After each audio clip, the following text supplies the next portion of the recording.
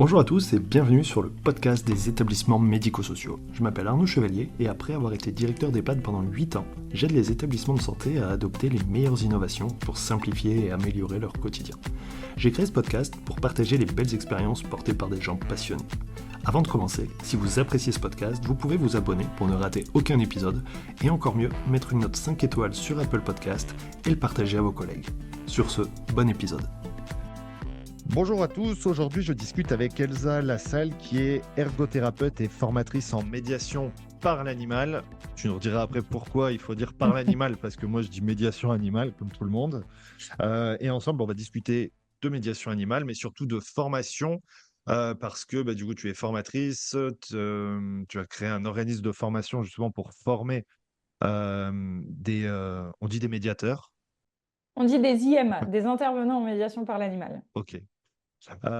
Pour justement, en fait, si on est mieux formé, on est aussi plus efficace. Donc, c'est ça l'intérêt.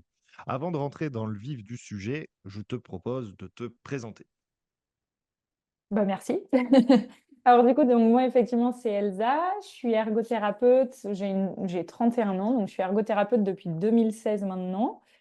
Et je suis arrivée dans la région bordelaise et j'ai été salariée moi pendant plusieurs années où j'ai bossé à la fois en EHPAD, à la fois en CESAD et je me suis surtout posée au CHU de Bordeaux à Pellegrin, ça s'appelle pour ceux qui connaissent, et en centre de rééducation en neurologie. Parce que moi c'était la neuro qui me passionnait à l'époque. Sauf qu'au bout de plusieurs années, en fait, j'avais vraiment cette sensation qu'il me manquait quelque chose dans ma pratique et j'arrivais pas à mettre le doigt dessus. Et d'un point de vue personnel, j'ai toujours été passionnée par les animaux et en particulier les chiens. Et je me suis dit, est-ce qu'il n'y aurait pas un truc à faire, un mix entre mon besoin d'aider les humains et la sensibilité et la passion que je peux avoir pour les chiens, les animaux de manière générale. Et effectivement, bon, de là est apparu ce qu'on appelle la zoothérapie, qui sont les prémices de la médiation par l'animal. Et je me suis dit, mais en fait, c'est ça que je veux faire, c'est travailler avec mon meilleur ami et l'amener auprès des personnes que je peux suivre. Et donc, du coup, à l'époque, j'ai décidé de monter un projet en médiation par l'animal au CHU de Pellegrin. Et ça a été compliqué, mais ça a été le premier projet parce que faire venir un chien à l'hôpital avec tous les protocoles d'hygiène, toutes les appréhensions qu'il peut y avoir, ça a été vraiment compliqué. On me regardait souvent avec des gros yeux. Et finalement, j'ai réussi. Et du coup, il est venu avec moi et je venais avec lui tous les jours. Et là, c'était plus un rôle d'accompagnant parce que finalement, on m'a pas donné les moyens et le temps surtout de mettre en place des vraies séances de médiation par l'animal parce que je devais effectuer mon boulot d'ergo et essayer de mettre en place de la médiation par l'animal, mais sans aménagement de temps, sans organisation autre, etc. Du coup, c'est ce qui m'a donné envie de quitter l'hôpital et de me lancer à mon compte, tout simplement, pour justement faire de la médiation par l'animal avec ma casquette d'ergo, comme j'avais envie de le faire et comme je la visualisais. Et du coup, aujourd'hui, j'interviens un petit peu partout. Je suis vraiment à mon compte et donc j'aime bien quand je me présente, je dis que je suis IMA, donc intervenante en médiation par l'animal, avec ma casquette d'ergothérapeute. Et j'interviens autant dans le monde du handicap, dans des maisons d'accueil spécialisées, dans des foyers d'accueil médicalisés, dans des IME pour les jeunes aussi. J'interviens à domicile, mais j'interviens aussi dans tout le secteur du social. Je vais dans des centres sociaux. Là, je commence aussi un petit peu à intervenir dans le domaine de la protection de l'enfance. Voilà, c'est vraiment une pratique variée. Ok. C'est très clair. Alors, du coup, ça m'amène plein de questions. Euh, Moi, je viens de l'EHPAD, tu dis neurologie. Du coup, en gros, euh, c'est quoi ta passion pour la neuro? En gros, qu'est-ce que tu trouves intéressant? Et puis, la question derrière, c'est quoi le métier d'ergo en neuro? Et c'est quoi le Ouais, métier d'ergo tout court? ok. Ouais, Tu prends bonne dans l'ordre question. que tu veux. Alors déjà, moi, ce qui m'intéressait en neuro, c'était le fait de voir à quel point on pouvait progresser. Donc moi, j'étais en neuro et le fait de voir à quel point le cerveau humain était, enfin, c'est fascinant en fait de voir. Donc pour expliquer, je travaillais auprès de personnes qui avaient fait des AVC, des traumatismes crâniens ou qui avaient des maladies neurologiques. Neurodégénératives du type CEP, donc sclérose en plaques, du type SLA, et d'autres maladies diverses. Et en fait, je trouvais ça fascinant de voir, selon l'AVC ou selon la zone du cerveau qui avait été touchée, comment est-ce que le corps humain réagissait, que ce soit d'un point de vue moteur ou d'un point de vue cérébral. Ça me fascinait de voir ça. Et ce que je trouvais incroyable aussi, c'est ce côté de se sentir utile en tant que thérapeute, où vraiment je voyais que euh, mon travail avait un réel impact sur la vie des personnes que je suivais. Ok. Dans le sens qualité de vie, récupération, capacité fonctionnelle, physique et tout ça. Ok. Exactement. Et malgré tout, suivi psychologique aussi. Donc, ça découle un petit peu sur ce que tu me demandais par rapport à l'ergothérapie. Ou ce que j'aime dans notre métier d'ergo, c'est qu'on prend en charge d'un point de vue global nos patients, nos bénéficiaires, peu importe nos résidents si on est en EHPAD. C'est pour ça que j'ai décidé d'être ergo, par exemple, et pas kiné, parce que j'estime que un ergo, il va prendre en charge dans sa globalité la personne. Donc, on parle d'habitude de vie. On a vraiment besoin de connaître la personne pour l'aider. Et donc, ça découle à ce que tu me demandais, comment est-ce que tu définirais un ergo? Pour moi, un ergo, c'est quelqu'un qui va pouvoir s'occuper de toute personne qu'il y ait une situation de handicap, une situation vulnérable, à affronter cette difficulté et donc à l'aider à être autonome et indépendante malgré sa difficulté, malgré son handicap, dans tous les aspects de sa vie, que ce soit sa vie quotidienne ou sa vie professionnelle. Ouais, la notion d'autonomie, du coup, qui colle bien à la notion EHPAD, gériatrie, où peut-être c'est plus dur de récupérer, mais par contre, l'enjeu, c'est surtout de maintenir. Ok. Maintenir et d'adapter l'environnement et de faire en sorte qu'on respecte les habitudes de vie de chacun et la manière d'organiser sa journée, ses loisirs, ce qu'on a aimé faire par le passé, carrément. Ok. Ok, ok. Est-ce que, parce que, pour être très cliché, et j'espère vexer personne, mais en EHPAD, vu que tu as travaillé en EHPAD, est-ce que moi en fait, j'ai travaillé avec un psychomote qui m'a expliqué plusieurs fois son métier et je voyais qu'il était blasé parce qu'il voyait que je comprenais pas en fait. Que c'était trop, je sais pas, trop peut-être complet, global, en tout cas, voilà. Je sais que l'ergo, son job, c'est pas de réparer les cale-pieds, tu vois, et les freins en fauteuil roulant. Mais c'est quand même le truc qui est un peu, qui, qui reste, tu vois. C'est ce que juste que les gens, ils voient ce que les équipes, c'est, ah bah tiens, le fauteuil, ça marche plus, j'appelle l'ergo. Ou tu vois, moi, ce qui m'énervait au-delà de ça et ce qui m'a amené à comprendre, c'est oui, mais l'ergo, parce qu'évidemment, il n'y a pas assez de temps ergo. Donc, quand le problème, c'est le mardi et que l'ergo, elle est là le lundi, j'ai dit, ben oui, mais c'est pour resserrer une vis, appelez l'agent technique. Il a Mm. encore plus de tournevis, il va le faire, vous inquiétez pas. Il dit oui, mais c'est l'ergo qui fait les fauteuils. Ouais. Qu'est-ce que tu en penses de ça? Et ben c'est justement ce pourquoi j'ai arrêté tout ce milieu salariat parce que justement malgré c'est ce qui se produit malheureusement et que c'est difficile de faire changer toutes ces idées. Et moi j'ai travaillé pour ma part dans plusieurs EHPAD et le dernier dans lequel j'ai travaillé, ce qui a été intéressant et ce qui a un petit peu changé, c'est que justement parce que j'y ai intégré la médiation par l'animal et que ça a été un Hmm. projet dedans et du coup ils y ont vu un autre intérêt et parce que j'assumais un petit peu plus parce que j'avais plusieurs années d'expérience, t'es plus tout jeune diplômé. On a Hmm. tous été ce jeune diplômé qui travaille en EHPAD. Moi, je l'ai été, hein, mon premier job. Et on accepte de faire tout ça, de réparer, de ceci, parce qu'on n'ose pas forcément dire, bah non, vous pouvez appeler l'agent technique ou vous pouvez même appeler le revendeur médical. Ça fait partie parce qu'il y a des forfaits réparation dans les fauteuils. On n'ose pas faire ça. Ou Et juste j'avoue, prendre un tournevis. Il faut pas une exactement. formation spécifique. Ouais. C'est clair. Ah. Et c'est vrai que moi, je pense que c'est plus avec mon expérience où j'ai un peu plus osé assumer ce pourquoi j'avais envie d'être là. Donc, à savoir, un ergo, non, c'est pas juste les fauteuils roulants, c'est le positionnement au fauteuil roulant déjà. C'est pas réparer et Mhm. régler un cale-pied, effectivement.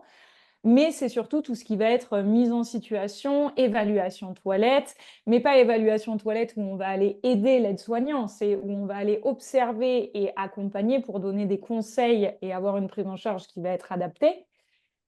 Et ça va Mhm. être aussi tout ce qui est de l'ordre des activités. On a souvent tendance en EHPAD à oublier que l'ergo, il peut faire des activités, que, OK, il y a un animateur, une animatrice ou un animateur, peu importe, mais que l'ergo, il a vraiment sa place dans des activités qui vont être adaptées et on n'est pas dans de l'animation. Et ça, c'est un petit peu compliqué aussi. Parce que souvent, c'est, oh, mais il y a déjà des animations. L'animatrice, elle fait déjà un truc de stimulation de la mémoire. Ah oui, mais l'animatrice, ça fait déjà un petit parcours de marche. Oui, mais elle n'est pas formée. Donc, en fait, le regard qu'elle a, c'est un peu différent. Hmm. c'est pas la même finalité. Il y a un côté où le but, c'est de passer du temps ensemble, s'amuser, avoir un côté, voilà. Et puis oui, ce côté plus centré sur l'évaluation et après, et du coup, analyser et proposer quelque chose pour se maintenir de l'autonomie. Non, je comprends, Complètement. c'est clair. Mais après, pour rebondir sur juste pour finir par rapport aux EHPAD, là où c'est compliqué aussi, je trouve, pour l'avoir vécu il n'y a pas si longtemps que ça, parce que j'étais en EHPAD il y a encore 2 ans, même pas.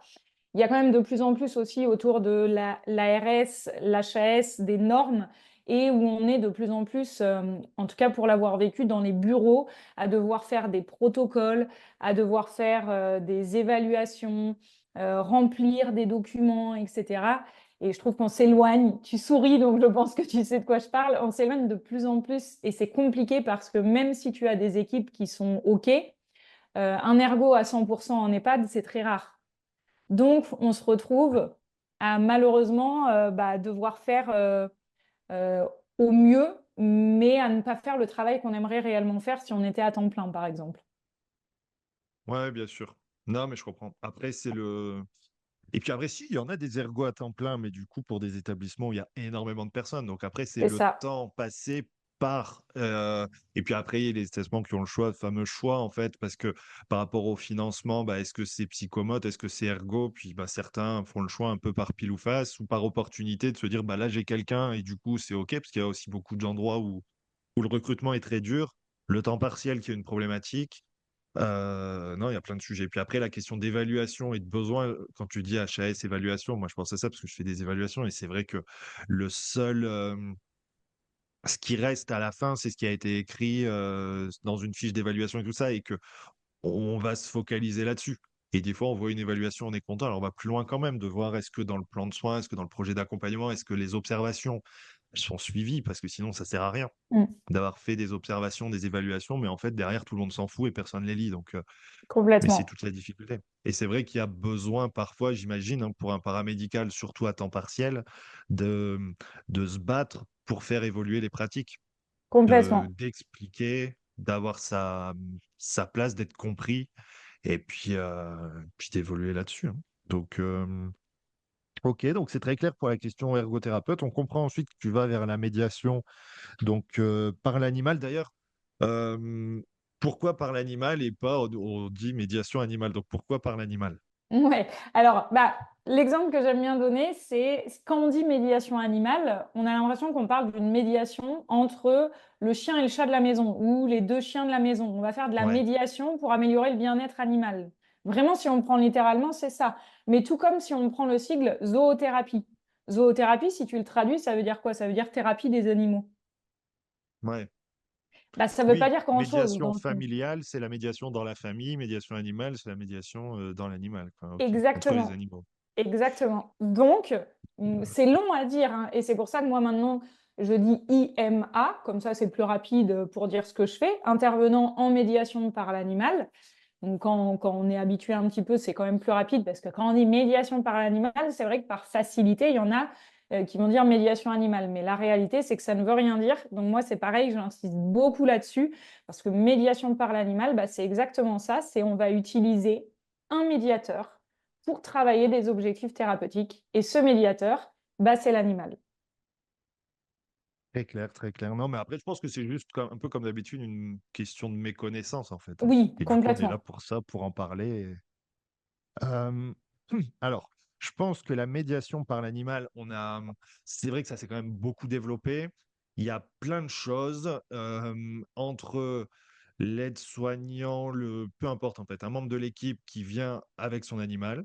Mhm. Parfois même l'animatrice, c'est un peu plus simple aussi, parce que du coup, bref. Parfois des intervenants extérieurs qui viennent, c'est un peu le truc mini-ferme où on met sur la table des lapins, des poules, des trucs et tout. Ce qui marche très bien et qui est très très cool. J'ai vu un cheval un jour dans un établissement. Ouais, euh, avec un côté impressionnant à quel point même les personnes qui paraissaient le plus apathiques se sont d'un coup réveillées en fait et attirées. Voilà. Et moi, ce qui m'a le plus marqué, je pense, parce que c'est ce que les gens exprimaient, c'était la notion de l'odeur qui qui les stimulait en fait, qui ouais. les interpellait. Parce que forcément, le cheval, quand il rentre dans un espace clos et tout, dont on n'a pas l'habitude, Oui. voilà. Ouais. Du coup, la question, c'est qu'est-ce que c'est parmi tout ça, en fait, hein, tout ce qu'on voit un petit peu habituellement, en fait, pour toi, c'est quoi la médiation par l'animal? Ok, ben, il y a plein d'informations qui sont intéressantes, donc je vais revenir sur deux, trois points quand même, mais pour commencer, donc pour définir vraiment la médiation par l'animal comme moi je le définis réellement, la médiation par l'animal, c'est un outil thérapeutique qui va être utilisé par des professionnels. C'est un outil qui va venir se juxtaposer à sa pratique qui est déjà existante. On ne prétend pas devenir intervenant en médiation par l'animal du jour au lendemain sans avoir des prérequis. Et on en reparlera d'ailleurs après. Et donc, ça va vraiment être cet outil thérapeutique, mais qui va être vivant. Quand on est ergo, quand on est kiné, quand on est psychomote, quand on est éduxp, quand on est infirmier, quand on est aide-soignant, on est habitué à utiliser des supports qui ne sont pas vivants pour travailler avec nos bénéficiaires et atteindre des objectifs thérapeutiques en fonction de notre profession.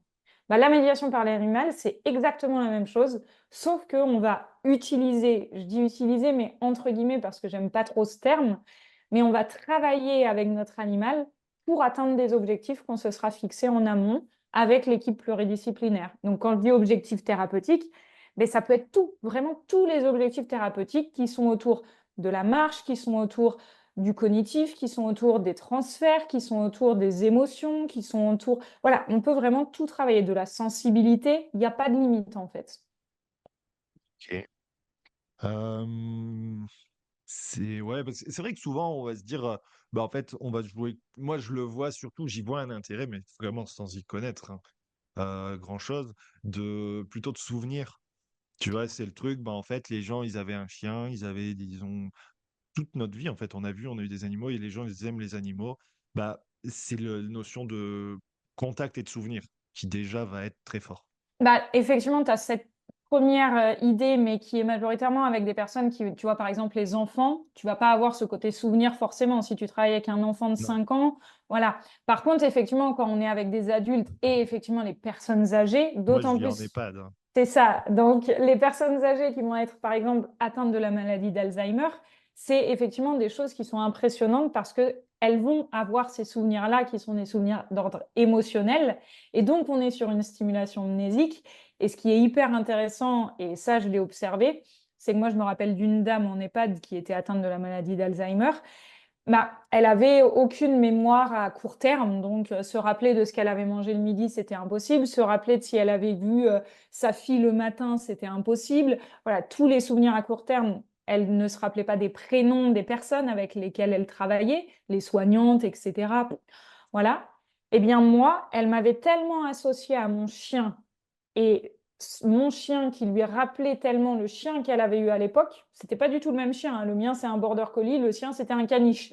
Mais peu importe, quand elle voyait mon chien, ça lui rappelait son chien. Et ben, tu sais quoi, elle se rappelait de son prénom et de mon prénom. D'accord. Ouais, vraiment sur l'aspect mémoire, enfin, c'est de l'émotion en fait. Hein. C'est une émotion. Exactement, exactement. Et dès qu'elle me voyait toute seule dans les couloirs, elle arrivait à me reconnaître et la première chose qu'elle me demandait, bah, il est où ton chien? Hmm. Donc on sent bien qu'il y avait quelque chose quand même. Il y a un vrai lien, une vraie dimension. Alors, ça, du coup, moi, ça me parle beaucoup. Sur d'autres types d'objectifs thérapeutiques, thérapeutique, c'est le mot qui est un peu décrit, mais objectif tout court, en fait. Hein. Ouais. Sur, par exemple, la marche, comment on peut faire, qu'est-ce qu'on peut faire? Parce Alors que du moi, je coup, vais Ouais, non, mais carrément, mais c'est une bonne question. En fait, la médiation par l'animal, il faut vraiment le voir, c'est pas quelque chose qui va venir remplacer une autre thérapie. Par exemple, on va pas aller remplacer la séance de kiné, on va pas aller remplacer la séance de psy, on va pas aller remplacer la séance d'ergo pure. Mais c'est quelque chose qui va venir en plus. Et bien évidemment, la première chose, c'est qu'il faut que la personne concernée, bah, elle adore les animaux et qu'elle ait un intérêt vraiment pour, moi, pour ma part, pour le chien, étant donné que je travaille avec le chien. Sinon, ça ne matche pas. Effectivement, je ne vais pas aller travailler avec une personne qui déteste les chiens. Ça n'a aucun intérêt. Mais en fait, ça va rajouter une composante émotionnelle et donc un facteur stimulation-motivation. Et c'est ça le secret, c'est que la personne, des fois, elle ne se rend pas compte en fait qu'elle est là pour travailler parce qu'elle va passer un bon moment. Donc, si tu veux, par exemple, quelqu'un, en neuro, on va prendre l'exemple de quelqu'un qui a des troubles de la marche. suite à un accident, peu importe lequel, neuro. Et c'est quelqu'un qui est démotivé dans ses séances de kiné, qui a plus envie, qui perd le goût, qui a plus la force. Tu lui rajoutes cet aspect chien. Tu crées une connexion avec le chien, tu crées une relation de confiance. Tu vas la voir, tu fais des parcours de marche avec le chien. Tu passes un moment avec le chien. Tu vas dehors, tu joues avec le chien. Tu peux travailler l'équilibre statique, l'équilibre dynamique, le parcours de marche, et tu vas avoir fait une séance de rééducation à la marche sans même que la personne s'en rende vraiment compte. Elle se retrouve pas juste devant des cônes où il faut lever le pied pour travailler, tu vois? Ouais, je comprends. En gros, quelqu'un qui veut pas, tu peux lui dire, il faut qu'on aille promener le chien. Exactement, ça peut aussi être des Peut-être que, petits, exactement. Et moi, je vais te donner un autre exemple qui est assez parlant parce qu'on donne souvent cet exemple, c'est auprès des enfants qui sont atteints, qui sont TSA, troubles du spectre autistique. Tu vois, j'ai suivi pendant quasiment un an un petit jeune à domicile et il avait une dizaine d'années et lui, aucune communication verbale, vraiment aucune communication et un gros repli sur lui-même, aucune prise d'initiative, vraiment, il ne faisait pas grand-chose, mais fasciné par les animaux. Bon, bien évidemment, les parents ne pouvaient pas avoir un chien à la maison, c'était trop compliqué, donc moi, ils ont fait appel à moi pour que je vienne une fois par semaine. Et ben, au fil du temps, ce petit bout, il a créé une telle connexion avec Sparrow que tout ce qu'on travaillait en séance, à savoir prendre soin de l'animal, le brosser, lui donner à manger, jouer avec lui, le sortir, respecter ses besoins, etc., s'arrêter de marcher quand le chien fait pipi, et ben, il s'est mis à faire des choses chez lui à débarrasser un peu plus la table, à pas forcément à aller aux toilettes tout seul aussi, ce genre de choses. En fait, il y a ce qu'on appelle ce fameux transfert des apprentissages. Ce qu'on va travailler en séance va avoir un impact dans la vie de tous les jours. je comprends. Ouais, c'est impressionnant, hein. Quand on arrive sur quelque chose de concret comme ça, c'est Et, complètement. et pour revenir à l'animal, tu vois, il y a vraiment ce truc. Et moi, c'est aussi pour ça que je travaille avec le chien, parce que c'est vraiment. Alors, tu parlais du cheval, du coup, pour revenir là-dessus. En fait, pour moi, les deux animaux qui sont faits pour la médiation par l'animal et qui sont incroyables, c'est le cheval et le chien. Hmm. Mais dans la réalité, c'est quand même plus difficile d'amener ton cheval un peu partout que ton chien. Tu vois, un petit peu. Mais je trouve que le cheval est incroyable. Et pour moi, le deuxième animal qui est fait pour tout ça, c'est le chien parce qu'il a une intelligence émotionnelle. Il comprend tellement de choses et il ressent tellement de choses. Et ce qui est intéressant, c'est qu'on dit souvent que les enfants sont plus proches des animaux que des adultes. Et c'est ce qui se passe au final. C'est que moi, mon chien, quand il voit ce petit bout qui est TSA, il se dit pas, tiens, il est bizarre, cet enfant. Il se Hmm. comporte un petit. Non, il va s'adapter à lui. Et c'est ça qui est intéressant. Du coup, que ce soit un enfant ou une personne en situation de handicap, je travaille avec des personnes qui sont déficientes intellectuelles, qui ont des adultes qui sont polyhandicapés, tu sais, avec des gros troubles du comportement et des mouvements incontrôlés, qui vont baver, qui vont. Ben, en fait, le chien, il juge pas. Et la Hmm. personne, du coup, elle le ressent. Et donc, il y a une ouverture. Et il y a aussi une confiance qui s'instaure avec moi parce que je suis la propriétaire du chien et que je leur permets de passer ce bon moment. Donc, moi, quand je leur demande de faire des choses, de travailler des choses, c'est là où ça se répercute dans la vie quotidienne. Ouais, je comprends. Tu vois? Alors, notre sujet, c'est la question de la formation, parce que une fois Ouais. que quand tu expliques tout ça, on se dit que oui, c'est pas si facile, ou en tout cas, ça se fait pas comme ça du jour au lendemain. J'imagine déjà avec n'importe quel animal, qui a de la préparation et qui a de la formation. Et du coup, qu'est-ce qui vous a amené, parce que j'ai cru comprendre, tu l'as pas fait forcément, enfin pas toute seule, mais comment tu t'es porté et vous êtes allé sur la formation? Alors, c'est une très bonne question. En fait, moi, je me suis formée en 2020, du coup, en médiation par l'animal. Et à l'époque, j'ai tapé formation médiation animale, pareil, hein, parce que je n'avais pas notion de tout ça. Et j'ai pris celle qui me semblait être la plus grosse, la plus connue. Et je me suis dit, bon, allez, je vais aller me former là-bas. Aujourd'hui, il y a plein de formations. Si tu veux te former en médiation par l'animal, tu sais plus où donner de la tête. Il y en a de tout prix. Il y en a de toutes sortes, de toutes durées, en présentiel, en distanciel. Ça part dans tous les sens. Des qui peuvent faire intervenir le CPF, pas le CPF, qui sont Calliope. Enfin, franchement, c'est horrible. Et moi, quand je me suis formée il y a du coup quelques années, bah, j'avais pas notion de tout ça et je n'avais pas vu ce fameux formation ouvert à tous. Et donc, je suis allée là-bas et malheureusement, bah, j'ai payé 5 000 € ma formation et je me suis retrouvée à devoir former quelqu'un parce que bah, c'était quelqu'un qui n'était pas du tout du monde médico-social, paramédical, social, qu'importe, mais il n'était pas du tout de ce monde-là. Donc c'est la première fois qu'il se retrouvait confronté avec des adultes polyhandicapés, avec cette notion véritable de handicap. À part sa grand-mère qui était atteinte d'Alzheimer, il ne connaissait pas. Bah, moi, en fait, vu qu'il avait bien compris l'expérience que j'avais, en fait, j'ai passé toute ma formation à répondre à toutes ces questions et à le former, alors que moi, j'étais là pour me former. Et je me suis dit, mais attends, on fait la même formation. Donc, officiellement, on va sortir de cette formation et on va pratiquer la même chose. Bien sûr que non. Ce monsieur, il ne sera jamais capable de faire de la médiation comme moi, je vais le faire. Ben, il y a un problème. Et en fait, je me suis dit, c'est pas possible. Donc, moi, je vais faire mon expérience, je vais travailler parce que j'ai besoin de voir et de pratiquer. Et ce qui m'a aussi amené à la suite, c'est l'exemple que tu as donné en EHPAD, ce fameux truc où on voit des cochons d'Inde, des lapins, où on voit un petit peu une mini-ferme qui arrive. Et tu vois, aujourd'hui, quand on pense médiation par l'animal, on pense à ça tout de suite. Ça, moi, j'aime appeler que ça va être une ferme pédagogique, pardon, ça va être des animaux visiteurs, mais c'est pas de la médiation par l'animal. Parce que je vais te donner un peu cet exemple tu arrives avec 3 cochons d'Inde, 2 lapins, 2 chiens, et tu mets tout ça sur la table, et autour, tu as 10 personnes âgées. Tu passes 1 heure. Si tu fais le bilan après 1 heure, la personne âgée, à part avoir donné un bout de carotte au lapin, papouillé le cochon d'Inde et peut-être lancé la balle au chien, qu'est-ce qu'elle va avoir fait véritablement? Est-ce qu'elle va avoir eu le temps de se poser, de discuter, d'avoir le temps de s'imprégner de cette connexion avec les animaux? Elle va être tellement focus à regarder tout ce qui se passe autour d'elle. Il y a de la stimulation et c'est très bien. Ça va lui apporter du bien-être, ça va lui permettre de passer un bon moment. C'est clair et net, mais ça va pas plus loin que ça parce qu'on n'a pas le temps d'aller plus loin que ça dans la réalité. Ah, bien sûr. Bah, c'est de l'animation, c'est un moment sympa. Exactement, C'est toujours ça de prix. exactement. Et sauf que Et si tu veux, moi j'ai vu plein de séances comme ça. oui, avec l'étiquette médiation, alors qu'en réalité, c'est pas ça, et parce que derrière, on est d'accord, il y a pas d'objectif. Après, tu vois, je comprends, en même temps, c'est logique, mais c'est de se dire que c'est quoi la médiation? Et en même temps, tu disais que c'était un outil.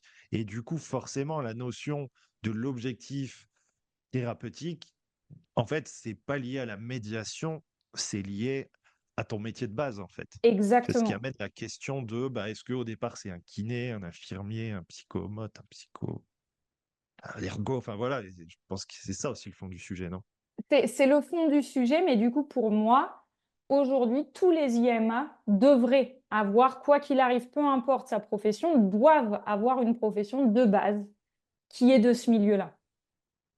Parce que Ouais. sinon, et par contre, tout ce qui est animaux visiteurs et fermes pédagogiques, c'est trop chouette. Et il faut que ça continue. Mais pour moi, il y a de la place pour les deux dans les établissements parce que c'est deux choses qui sont complètement différentes. Mais par contre, du coup, il faut qu'on arrête de dire que ce côté ferme pédagogique, c'est de la médiation par l'animal. Non, Hmm. c'est de l'animation. Tu vois, c'est Oui. Non, mais c'est clair. Tu vois, je fais un peu le lien avec les kinés, mais en gros, c'est les séances de sport. Est-ce oui, qu'à un moment, c'est de la kiné? Alors oui, on fait du mouvement. Peut-être qu'on passe encore plus de temps et qu'il y a plus d'activité qu'avec le kiné, mais en fait, ouais, c'est complémentaire. C'est pas la même chose. exactement. Les deux sont bien et il faut trouver la place. Ok, alors du coup, toi, tu formes. Alors, comment ça marche? C'est combien de temps? Quel Ouais. type de session? Et puis du coup, quel profil? Est-ce que du coup, vous avez mis en fait, des prérequis? Exactement. Donc, suite à tout ça, c'est là où, en fait, avec mon associée, donc Marion, alors elle n'est pas du tout ergo ou du milieu. Elle est vraiment de ce côté. Alors, ça n'a rien à voir, elle est intermittente du spectacle. Mais en fait, c'est un peu une autodidacte qui a fait plein de choses d'un point de vue communication, parce qu'elle a dû gérer toute sa vie professionnelle. Donc, elle gère tout l'aspect communication, marketing, etc. Et donc, elle m'a beaucoup aidé là-dedans, bien évidemment. Et donc, on a décidé de se lancer dans ce projet de formation parce que c'est elle qui a géré toute la communication quand moi j'ai développé mon projet à mon compte. Donc, qui a fait à l'époque mon site internet, mes cartes de visite, mes plaquettes, enfin voilà, c'est qui m'a aidé dans tout cet aspect-là. Et qui est aussi important hein, aujourd'hui quand tu développes une boîte, bah, tout l'aspect communication, on sait, c'est quand même une base qui doit être hyper bien faite. Et donc nous, donc on a créé cette formation, donc ça s'appelle Ergop, le petit jeu de mots Ergop, ergothérapie, hope, espoir, voilà. Et donc bien évidemment, le pack de formation pour devenir IMA est exclusivement réservé aux professionnels du monde médico-social, social, paramédical et médical. Quand je dis ces quatre D'accord. branches, c'est important parce que tu sois EduxP, que tu sois infirmier, aide-soignant, médecin, ergo, kiné, psychomote, psychologue, tu as des bases. On s'en fiche de savoir. Enfin, pour moi, c'est pas réservé aux ergos. C'est pas. Il faut qu'on ait un socle et des connaissances et une capacité à s'occuper de personnes qui sont en situation de handicap ou vulnérables. Mhm. Bah déjà, cette notion de fameuse capacité à évaluer, poser les objectifs et d'accompagnement, quoi. C'est ça l'idée, en fait. C'est Exactement. pour ça que l'éduc, il n'est pas centré soin, Non. mais en fait, c'est un peu pareil quand même, quoi. C'est l'accompagnement. Voilà, et puis en fait, ce qui est intéressant, et moi c'est ce que je défends dans cette formation, c'est que en tant qu'IMA, ta pratique, elle sera forcément impactée par ton métier de base. Et c'est ça aussi qui est chouette. C'est Mhm. forcément, si tu es kiné, tu vas peut-être avoir un côté un petit peu plus intéressé par le côté moteur, par le côté physique. Si tu es psychologue, tu vas peut-être avoir un petit peu plus ce côté émotionnel. Si tu es orthophoniste, tu vas peut-être avoir ce côté un peu plus communication, etc. Et c'est ça aussi qui est Mhm. chouette, c'est que ta pratique, bah, ça va être à toi de la faire à ton image, mais aussi à celle de l'animal avec lequel tu travailleras. Parce que ça, c'est quand même hyper important aussi. On parlait bien-être animal en aparté et connexion. C'est quand même ça aussi le secret, c'est le lien qu'il y a entre l'IMA et son animal. Et quoi qu'il arrive, tout projet de médiation par l'animal, il est codépendant de son animal. Ouais, bien sûr. Tu vois? Euh, je sais plus si tu l'as dit, mais c'est une formation de combien de temps? Tu penses qu'il Alors, faut travailler comment? Et puis, du coup, comment vous gérez par rapport à la pratique? ouais. Alors, nous, tout l'aspect théorique, c'est du e-learning, déjà. Ok. Ça, c'est vraiment un choix qu'on a fait. Donc, en fait, quand tu t'inscris, alors déjà, j'ai tout le monde en entretien téléphonique. Toute personne qui veut se former passe par moi, quoi qu'il arrive, et passe un entretien justement avec moi où on va discuter. Ça prend 1 heure des fois, et où on prend le temps de vraiment, pour être sûr qu'on ait la même vision. Tu vois, qu'on ait Ouais. justement, moi, c'est hyper important pour que la personne elle s'y retrouve. Parce que si elle n'a pas la même vision que moi, effectivement, bon, voilà. Donc, suite à cet entretien, donc la personne elle a tout simplement accès à la plateforme de connexion. Et donc, c'est une formation donc, théorique sur 10 modules de formation en e-learning. Et donc, ça va être 10 modules. On peut trouver le programme complet sur notre site. Et tu vas avoir 10 modules qui vont vraiment aller des origines de la médiation par l'animal à comment est-ce qu'on prépare son chien. Parce que moi, je suis Mhm. spécialisée niveau chien. Comment est-ce qu'on prépare son chien et on le sensibilise et où on crée cette connexion avec son chien. Donc, il y a tout cet aspect-là avec le respect de son bien-être, les obligations légales, les contraintes vétérinaires, tout ça, tout ça. Et après, il y a forcément donc les modules qui vont apprendre à construire des séances de médiation. Comment est-ce que la séance doit être construite en elle-même, mais comment est-ce qu'on la prépare, comment est-ce qu'on l'organise, comment est-ce qu'on définit ses objectifs. Voilà, on voit ensemble plein de cas concrets. Et il y a Mhm. aussi tout l'aspect organisationnel, et donc c'est là où c'est important, c'est que je leur propose à la fois d'être capable de monter un projet en interne, donc en étant salarié, et voilà, je suis infirmière, je travaille dans un EHPAD, et j'ai envie d'intégrer la médiation par l'animal dans l'EHPAD, mais j'ai envie de rester infirmière dans l'EHPAD. Comment est-ce que je peux monter un projet en interne? Donc ça, pareil, je l'accompagne complètement là-dedans. Et l'autre aspect, faire de la médiation par animal à son compte, donc comme moi j'effectue aujourd'hui, donc d'intervenir dans des établissements et à domicile. Ok. Donc ça, c'est pour l'aspect théorique. Il y a d'autres modules autour de la communication, de l'administratif. Vraiment, c'est un accompagnement global en fait pour que toute personne qui se forme ait vraiment toutes les clés en main pour monter un projet en médiation par l'animal. Ce qu'on a mis à côté, c'est que tu as aussi un groupe d'entraide. Donc sur ce groupe d'entraide, C'est, pour ceux qui connaissent, l'application Telegram. Et tu as tous Ouais. les stagiaires qui vont sur cette application Telegram et qui ont accès au groupe d'entraide. Et donc, sur ce groupe d'entraide, eh bien, il y a les deux formatrices, donc Marion et moi-même, et tous les stagiaires. Et le but, c'est vraiment de pouvoir échanger, justement, de discuter de l'évolution de son projet, se donner des conseils, se dire s'il y a un stagiaire qui va rencontrer un obstacle par rapport à une direction, voilà. En fait, vraiment, si tu veux, tu as l'aspect théorique, e-learning à distance, mais tu as cet accompagnement vraiment dans la construction de ton projet et ce Ouais, je suivi comprends. derrière personnalisé. Et pour la pratique, pour répondre à ta question, je propose tout simplement de venir en stage à mes côtés. En Ok. individuel, donc moi je suis dans le secteur de Bordeaux, et mes stages, c'est du one-to-one. Je prends qu'une personne à la fois en stage. Ouais, ce qui permet de vraiment mettre en pratique, voir et avoir quelque chose de très concret, quoi. J'imagine que ça doit être très rassurant aussi pour les gens, Mais tu vois. c'est ça, c'est rassurant, mais c'est surtout qu'avant même d'être rassurant, c'est, tu vois, on travaille avec des personnes qui sont vulnérables.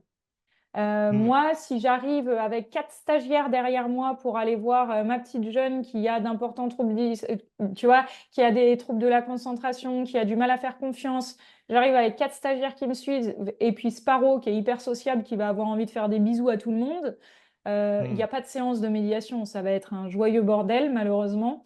Donc, je vais faire Hmm. perdre du temps à tout le monde et je vais mettre en difficulté la personne que je suis au quotidien.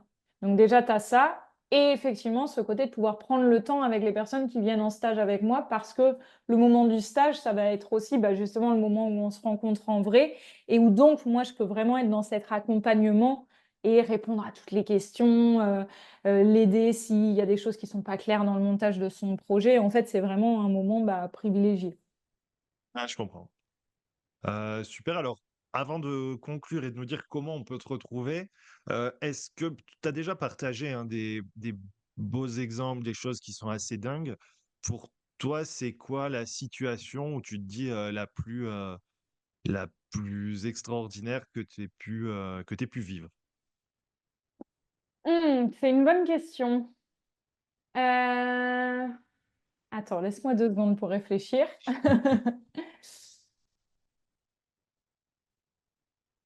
La plus extraordinaire.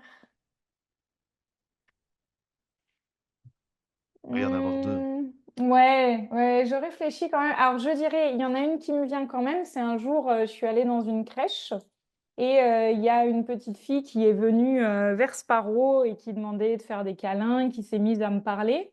Et j'ai senti une émotion. Moi, je l'avais jamais vue. C'était vraiment la première fois que je voyais cette gamine. Et finalement, ce que j'ai appris après, c'est que cette jeune fille avait perdu son frère pas si longtemps que ça avant et s'était beaucoup renfermée, ne parlait plus. Et en fait, le fait d'être en contact avec l'animal, ça a réouvert la discussion. Simplement Ouais, c'est ça. fou, hein. Et Sparrow avait envie d'aller vers elle. Vraiment, ce sixième sens, c'est il ne voyait que par elle. Hmm. Donc, il y a celui-là qui est un bel exemple, je trouve. Et après, j'en ai un autre qui me vient quand même, qui est plutôt chouette. C'est un monsieur que je suis parce que je fais des séances de groupe, mais aussi des séances individuelles. Et un monsieur que je suis en séance de groupe dans une maison d'accueil spécialisée qui a une trisomie 21. Et depuis, moi je le suis depuis 1 an et demi. Donc en groupe, ils sont 5 à avoir à peu près les mêmes capacités. Et je le vois une semaine sur 2. Et il s'est énormément dégradé sur cette année. Et il a fini en fauteuil roulant, à avoir une énorme appréhension, à se mettre debout. La toilette pour les soignants, ça devient l'enfer. Il a peur, il tétanise, il s'accroche partout. Et en séance, le deal, c'est que pour brosser Sparrow, il faut qu'il se mette debout parce que c'est plus pratique. Hmm. Eh ben, il se met debout, son fauteuil il est derrière et il reste debout pendant plusieurs minutes sans avoir de tétanie au niveau des jambes, sans avoir d'énormes stress. Et il prend plaisir et il se met debout comme si de rien n'était. Ouais. D'un coup, il n'y a plus de problème, quoi. Ouais, Pendant parce quelques minutes. que, parce que Ouais. je vais prendre soin, et donc ça forcément à un instant T, une stimulation fait que la dégradation sera forcément moins importante et moins rapide. Ça va pas l'empêcher, Oui, mais bien sûr. tu vois, ça va la reculer. Ouais. Oui, parce que stimulation, puis juste le fait de passer un bon moment.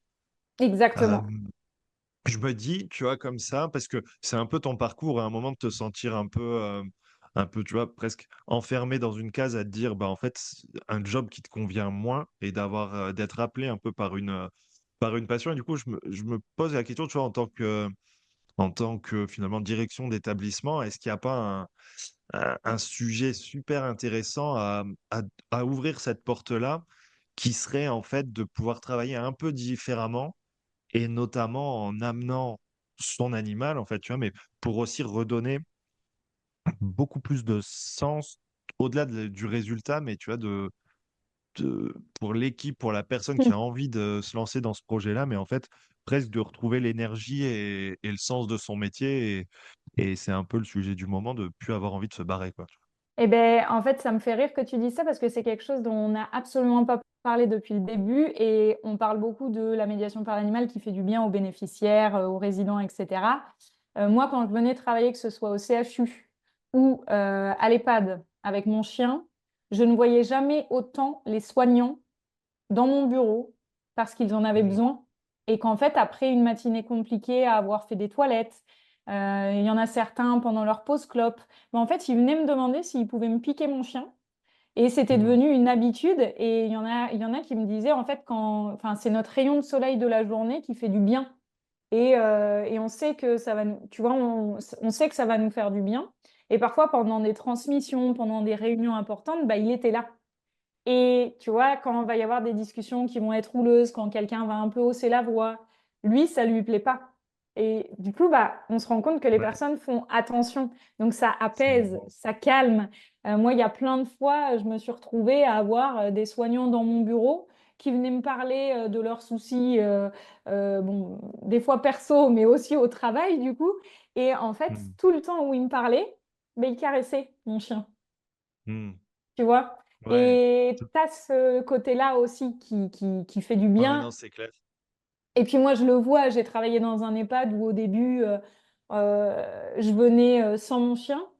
La relation que j'ai créée avec toutes les personnes de l'établissement quand il y a eu mon chien, ça n'a pas été la même. Ça ouvre la communication. Moi, je dis toujours ça. Quand tu te balades dans la rue avec un chien et que tu te balades dans la rue seul, tu le vois Mmh. bien, les comportements des... Enfin, moi, à chaque fois que je me balade seule, on me dit à peine bonjour. Quand je suis avec mon chien, j'ai des sourires, j'ai des regards, j'ai des bonjours, j'ai «Oh, il est beau votre chien!» Et voilà. Ces Ouais. vecteurs de communication, quoi qu'il arrive, ça fait du lien. Donc oui, ça fait du bien à tout le monde. Du coup, dans un lieu de vie, c'est cool, là. Bah ouais. OK, alors, bah, super. C'est vrai que là, je pense que bon, pour ceux qui étaient pas convaincus, mais en fait, je pense qu'on était déjà convaincus. Si on veut aller plus loin et si on veut justement, si on sait pas, ben, par quelle boule prendre et comment commencer, Mm. donc il faut t'appeler et comment on te retrouve? Qu'est-ce qu'on fait si on veut se former en Ouais. médiation par l'animal?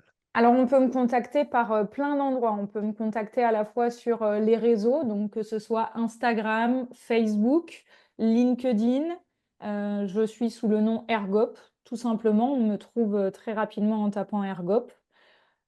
Et on m'envoie un petit message pour s'il y a des questions particulières. Et si on veut prendre un rendez-vous directement avec moi au téléphone, donc pour m'avoir vraiment au téléphone et discuter de tout ça, sur le site, donc on tape Ergop, et il y a un lien directement pour prendre rendez-vous dans mon agenda.